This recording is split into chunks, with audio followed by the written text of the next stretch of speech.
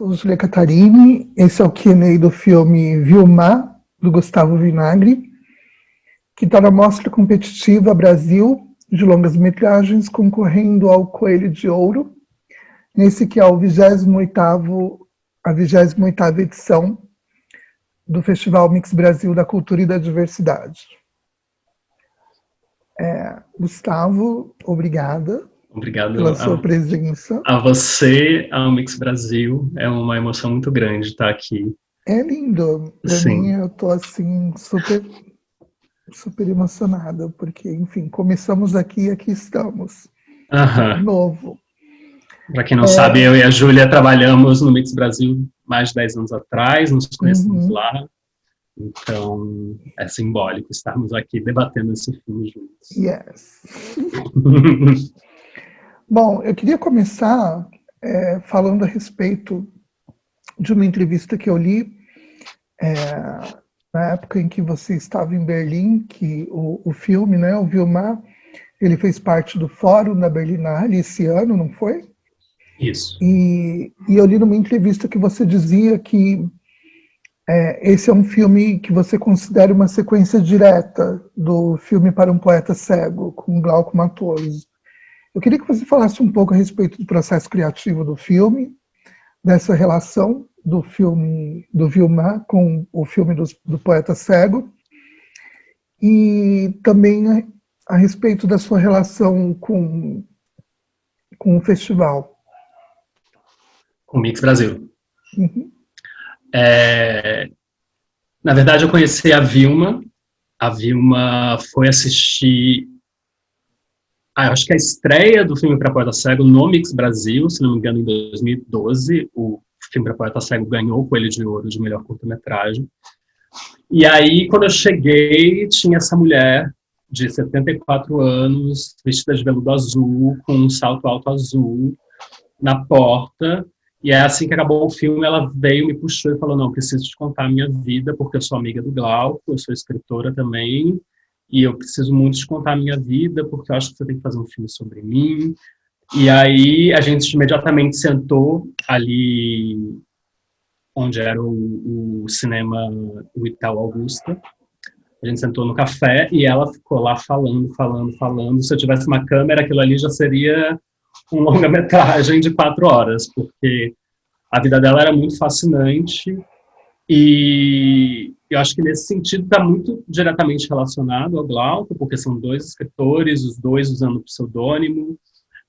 O nome de nascença dela é Edivina, e o pseudônimo dela é Vilma, de Vil e Mar, por isso que se chama Vilmar. E os 2 com essa capacidade de recriar suas próprias vidas a partir dos seus desejos, dos fetiches, dos traumas, e como eles criaram esse personagem para si mesmos, para dar vazão para esses desejos e para ter um pouco mais de liberdade no mundo. E aí a minha relação com o Mix Brasil vem desde 2004, quando eu vim morar em São Paulo, sempre assistindo várias sessões e acompanhando o festival muito de perto. E depois, em 2008, eu tive um primeiro curta que passou lá.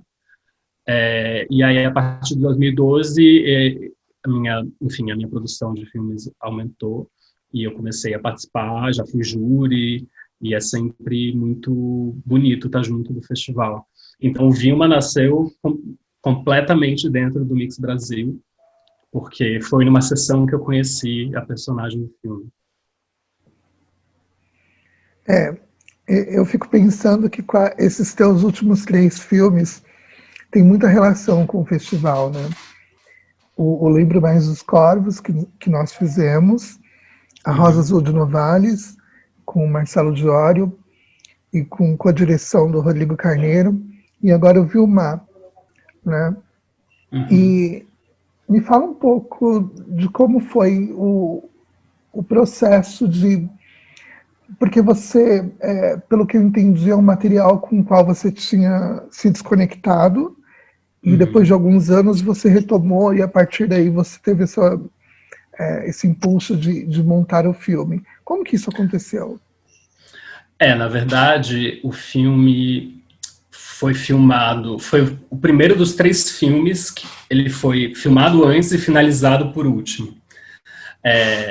Eu já tinha essa pesquisa enfim, com o próprio Glauco Matoso, ou com o Lázaro, que é o protagonista de outro filme meu, que é La Jamada, de como fazer filmes centrados em um personagem, jogando com documentário e ficção, e como a partir desse único personagem adentrar num universo novo e trazendo as memórias, os desejos, tudo do personagem como uma espécie de material de arquivo, né? Esse material que está na cabeça deles, de certa forma, né? Como transformar isso em matéria fílmica para os filmes.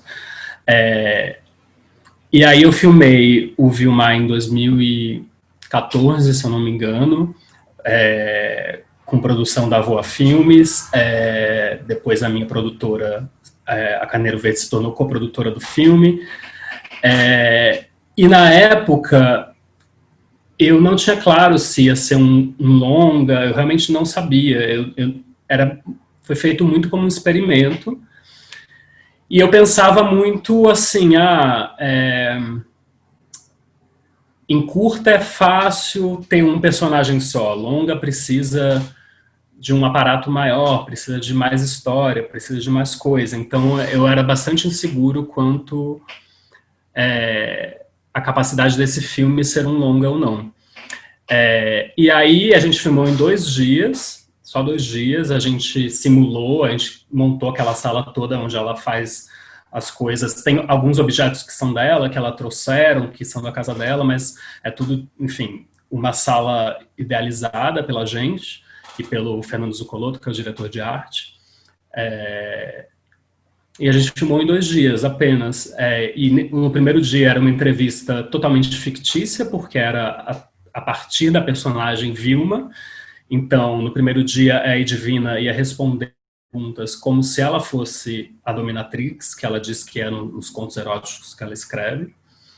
E no dia seguinte, ela ia ser Edvina contando a história real dela, que é uma mulher que, enfim, que teve um casamento difícil, que tinha 3 filhos para criar, um marido doente que ela tinha que sustentar, jornalista, que tinha que esconder o fato de que estudava para o marido, porque vivia ainda numa sociedade muito conservadora. Só que, durante as filmagens, eu percebia que a Vilma era um personagem muito único, que ela, diferente do Glauco, que é alguém que é muito consciente de tudo que ele fala e de todas as posturas dele, políticas diante do mundo, ela era uma personagem que ela ainda tinha inseguranças sobre o que ela podia falar, o que ela não podia. Ela tem orgulho da história de escritora sadomasoquista, mas em um lugar dela muito religioso, tem um pouco de culpa, enfim, é um personagem que não está 100% seguro da posição dele no mundo. E aí, durante as entrevistas, eu notava que muitas vezes ela titubeava, ela mudava de assunto, que era difícil guiar ela pelas entrevistas. Então, eu lembro que foram 2 dias muito cansativos, porque parecia que sempre as histórias fugiam de mim. E aí isso me frustrou, e eu não, por razões de produção também, a gente não tinha dinheiro para continuar fazendo filme, eu não me aprofundei no material, até que em 2019 eu peguei o material com Gabriel Pessotto, que é um grande amigo meu, que é montador e artista plástico, e a gente se aprofundou no material, olhou muito, e a gente resolveu também assumir um pouco essa dicotomia. Por mais que seja um filme dividido em 2, as histórias de Edvina contaminam as histórias da Vilma, e as histórias da Vilma também contaminam as histórias da Edvina. A gente começou a pensar essa dupla dualidade, assim. Então o filme é uma espécie de espelho, assim, dividido em 2, dessas 2 mulheres possíveis, a Vilma e a Edvina. E aí, quando eu decidi, junto com você, fazer Eu Lembro Mais dos Corvos, e que deu muito certo, e que de cara eu vi que seria um longa, logo depois que a gente filmou, apesar de também no começo ainda ter um caráter meio experimental, vai ser um curta, vai ser um longa, mas logo a gente viu, vendo o material, que seria um longa. Eu acho que isso também me deu força, e depois o Rosa Azul também me deu mais força para, e maturidade mesmo, para voltar ao material da Vilma e tentar encarar aquele material que a princípio parecia muito caótico, e trabalhar essa construção na montagem. E aí a gente tinha uma vantagem, porque a gente filmou as entrevistas todas com 3 câmeras. Então tinha uma câmera frontal na Vilma, reta nela, e 2 laterais, porque muito a princípio o conceito do filme seria só as 2 câmeras laterais, em que a gente saltasse o eixo o tempo todo, porque era uma ideia meio para a gente ressaltar essa dicotomia da personagem, que aliás é de gêmeos, que nem você também. Então, de ver esses 2 pontos de vista quase perfilados da personagem e opostos, né? Então, a nossa vantagem é que a gente gravou com essas 3 câmeras ao mesmo tempo, então a gente foi construindo essa narrativa com essa possibilidade de montagem diferente. Não lembro mais os corpos, que a gente tinha só uma câmera, mas que o roteiro era bem estruturado, que você sabia as histórias do começo ao fim, que você... Na Vilma a gente teve que construir um pouco mais o que a gente queria contar, e também o que eu sabia que ela queria contar, mas muitas vezes ela dispersava. Então, o fato de ter essas 3 câmeras foi possível a gente criar uma coesão para as histórias, uma coesão interna ali através do corte mesmo. Acho que é isso. Eu esqueci alguma coisa que você perguntou, você tinha... Não. Então, para finalizar, eu quero te perguntar a respeito, para mim, bom, primeiro eu quero dizer que eu acho os 3 filmes, né, o Lembro Mais dos Corvos, A Rosa Azul de Novalis e o Vilma,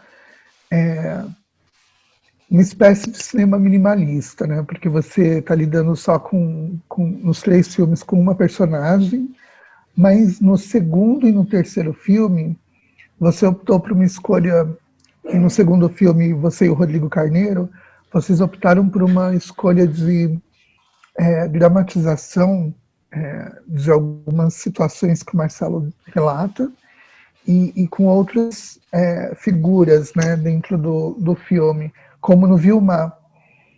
E aí eu queria que você me falasse um pouco assim, de como foi para você esse processo de rever um material tão antigo, né, de 2014, depois desses 2 filmes que enfim, tiveram muito sucesso, muita repercussão, e de que se a gente pode esperar que venha um 4º filme com esse mesmo formato dentro dessa experiência de um registro de personagem. Então, talvez nesse sentido que você falou, Lembro Mais do Corvo seja o mais radical de todos os filmes, né? Porque ele realmente está muito centrado em você, na sua fala, é de fato uma locação, ele passa um espaço temporal definido também, de uma noite, mas eu não diria que não tem dramatização, né? Até porque algumas das cenas, como a cena final, a gente criou junto e era totalmente dialogada, roteirizada. Tem alguns jogos, como, enfim, o kimono, a questão do periquito também, que é quase ali esse segundo personagem, digamos. Enfim, mas de fato é um filme muito mais conciso. E aí eu acho que a ideia de ter a Juliane Elting, que é a atriz que faz junto com a Vilma, Era uma ideia que surgiu um dia antes da filmagem. Eu queria um filme também muito radical, no sentido que eu queria só a Vilma falando. E eu acho que foi uma ideia-chave que eu tive. Por sorte, a Juliane Elting, que é ótima, estava disponível e foi os 2 dias. E porque eu queria que ela tivesse ali no fundo, quase sem cabeça, né? Porque o filme também, ela fala dessa estátua sem cabeça, que os pais dela morreram no acidente de trem, a mãe perdeu a cabeça. Tinha esse jogo também de espelhar, além de espelhar o filme assim, espelhar essa possível nova dominatrix que faria o papel dela num filme que a gente nunca vê. Então, eu gosto da ideia da Juliane também como uma espécie de secretária, mas também como uma espécie de inconsciente da própria Vilma, que está ali tendo acesso direto àquelas histórias que estão nos livros e que ela lê, e as cartas dos leitores da Vilma que enviavam para ela, fazendo propostas sexuais e contando os seus relatos muito íntimos. Então, e eu acho que, de fato, se não tivesse esse apoio dessa figura, o filme realmente talvez não existiria, não se sustentaria. Então, eu acho que foi uma sorte eu ter essa ideia um dia antes, e uma sorte da Juliane topar fazer e ter agenda para fazer. Quanto a... Enfim, eu acho que é uma trilogia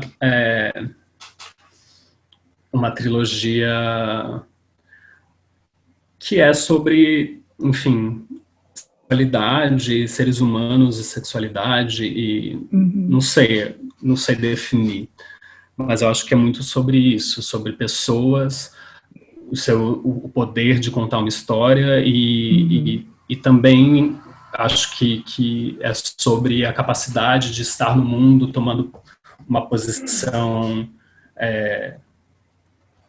de assumir enfim, quem se é no mundo, né? Esses 3 personagens, incluindo você.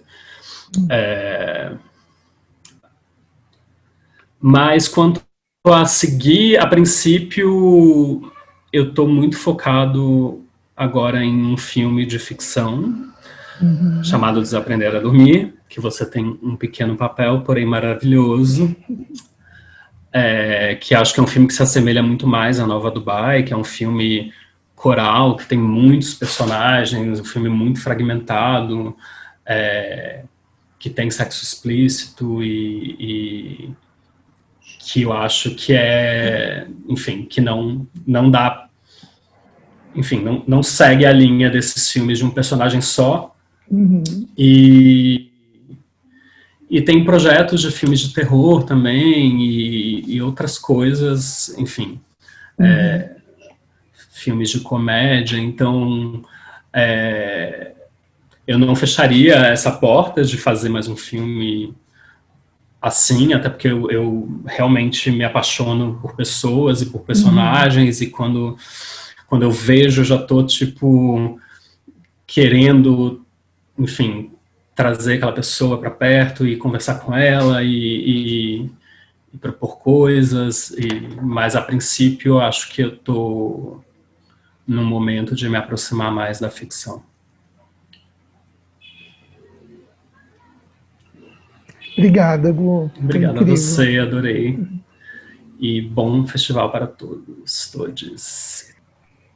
Vocês podem consultar toda a programação do festival no site mixbrasil.org.br. E esse foi o Q&A do Vilmar, do Gustavo Vinagre. Obrigada a todos. Se cuidem, usem máscara, se protejam. E é isso. Um beijo. Bom festival para todos. Tchau, tchau. Obrigado, Júlia.